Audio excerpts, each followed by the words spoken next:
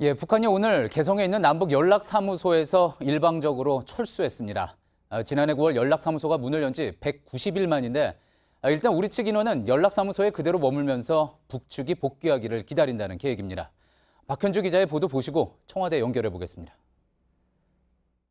북측이 실무 연락대표를 통해 입장을 전해온 건 오늘 오전 9시 15분쯤입니다. 북측 연락사무소는 상부의 지시에 따라 철수한다며 남측 사무소의 잔류는 상관하지 않겠다고 말했습니다. 그러면서 실무적 문제는 차후에 통지하겠다고 덧붙였습니다. 통보 후 북측 인원은 간단한 서류 등을 챙겨 사무소를 빠져나갔지만 다른 시설이나 장비는 대부분 남겨뒀습니다. 북측 인원이 떠난 뒤에도 우리 측 인원은 평소대로 근무할 예정입니다. 이번 주말에도 우리 측 인력 25명이 연락사무소에 머물게 됩니다. 북측이 조속히 복귀하여 남북 간 합의대로 남북 공동연락사무소가 정상 운영되기를 바랍니다.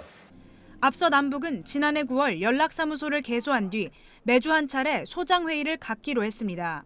이에 따라 우리 측 소장인 천혜성 통일부 차관은 매주 금요일 개성으로 출근했지만 북측 소장인 전종수 조평통 부위원장은 수시로 소장 대리를 대신 보내기도 했습니다. 하지만 지난달 북미 정상회담 이후엔 북측 소장 혹은 소장 대리 모두 모습을 드러내지 않았고 오늘은 결국 인원을 모두 철수시켰습니다. JTBC 박현주입니다. 예, 청와대에 나가 있는 안익은 기자 연결해 보겠습니다. 자, 안익은 기자, 청와대도 이제 이 소식 듣고 나서 전해진 뒤에 국가안전보장회의 NSC를 열었다고 하죠?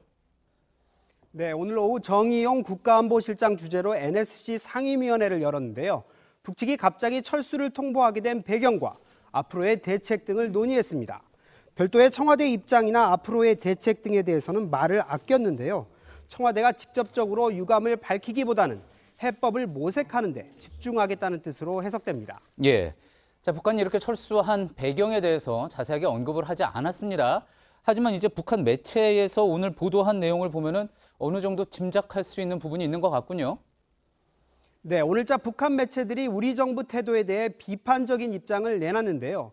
우리 정부가 북미 협상의 중재자, 촉진자 역할을 하겠다고 한 데 대해 미국에 요구할 건 요구하고 할 말은 하는 당사자 역할을 해야 한다고 했습니다.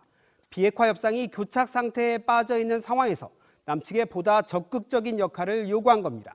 예, 자, 남측의 적극적인 역할을 요구했다라고 하면은 이번 연락사무소에서 철수를 한 것도 이 같은 어떤 일종의 압박 전략의 일환이다 이렇게 볼 수 있다는 거겠군요.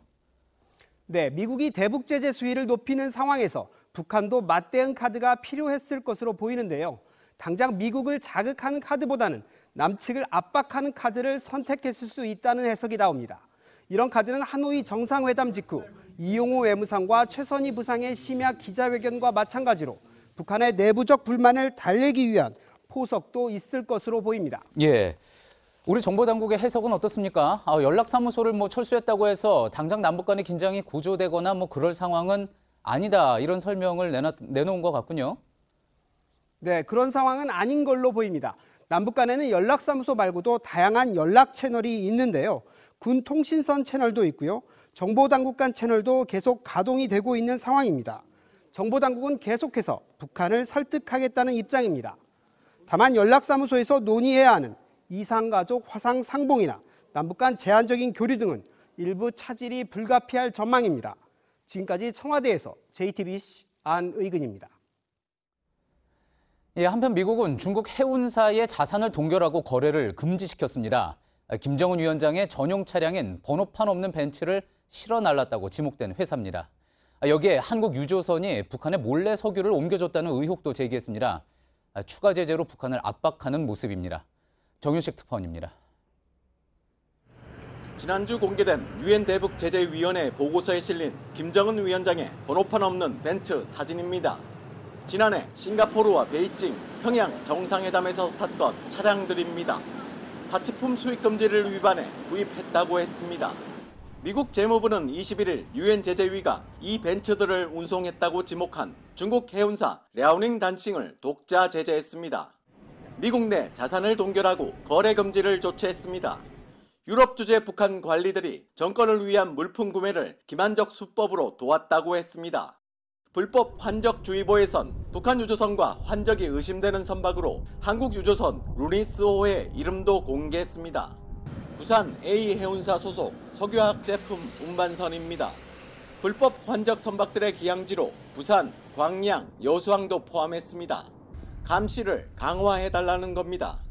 외교부는 한미가 작년 하반기부터 예의주시하던 선박이라며 유엔 결의안 위반 여부를 철저히 조사하겠다고 밝혔습니다. 이번 재무부의 지침에 대해 국내 업계에 주의를 촉구할 예정이라고도 했습니다. 김정은 위원장의 벤츠를 겨냥할 만큼 미국의 전략은 북한을 빅딜 협상에 복귀시키기 위해 제재 압박의 강도를 높여가겠다는 겁니다.